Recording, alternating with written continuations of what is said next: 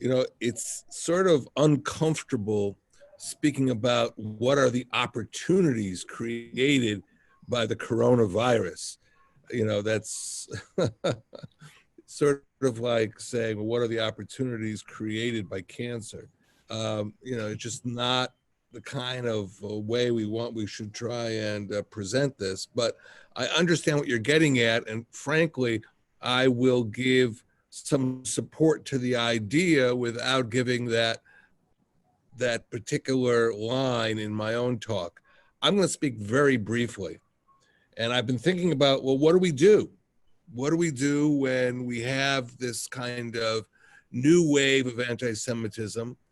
And this one is now going to become increasingly linking the revival of anti-Semitic ideas with a disease that we see growing across the world. I mean, if that isn't anti-Semitism, I don't know what is. We had actually roughly 10, 12, 15 years ago, the beginnings of a parallel phenomenon. And that's when the Ebola virus started coming out, started becoming a real threat in West Africa. Because I served in the Ministry of Foreign Affairs, I was sensitized to African developments far more than I would have been had I just not had that position in the foreign ministry. And what essentially occurred was, as Israel became more aware, cognizant, active in fighting these infectious diseases like the Ebola virus, certain parts of Africa became much more aware of Israel's positive role. And I, at the time, as a director general, took my ministry delegations to some of the hardest places in Africa from the standpoint of anti-Semitism, for example, South Africa. But we also went into West Africa. We basically began with a line that began in the area of the Atlantic Ocean, and you could stretch it right across the Sahara Desert out to Sudan. And that's where our teams were active. That's where our teams were making our case. And the fact that Israel was fighting disease, so we weren't coming to Africa to sell weapons.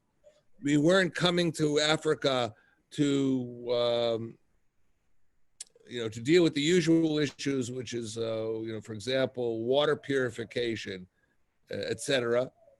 We, in this case, were coming, among other reasons, because we had this experience and we had been very successful. In fighting Ebola, Israel made a pledge to the United Nations, and it was the largest per capita pledge made. One of the places I visited was Guinea-Conakry. We call it Guinea-Conakry because that's the capital, Conakry. And if you go there, it is not a pleasant country to visit. It's a country that requires a lot of development. But they were one of the countries afflicted by the Ebola virus. And this was a country, it was a Muslim country. It was a country that cut diplomatic relations with Israel back in 1967. And it was a country which was seeking to reestablish diplomatic relations. And the president sent his chief of staff to Paris to meet me, and we brought international lawyers and we signed the resumption of diplomatic relations. So I'm telling that story because I think part of the strategy of fighting the new anti-Semitism that we're seeing that might even come through the coronavirus is finding allies in the developing world, and they can become the greatest spokesman for Israel. It may sound a little bit hopeful, but I've seen it and I think it can be done. And I believe that if we establish those relationships, work on them, invest in them, we can develop a real block to the spread of anti-Israel Israelophobia in large parts of Africa. To the contrary, I think many of these countries want to get back with us because they see us being so proficient in so many areas. And now when you add to that the fight against infectious diseases in Africa, you have something which these countries really, really need.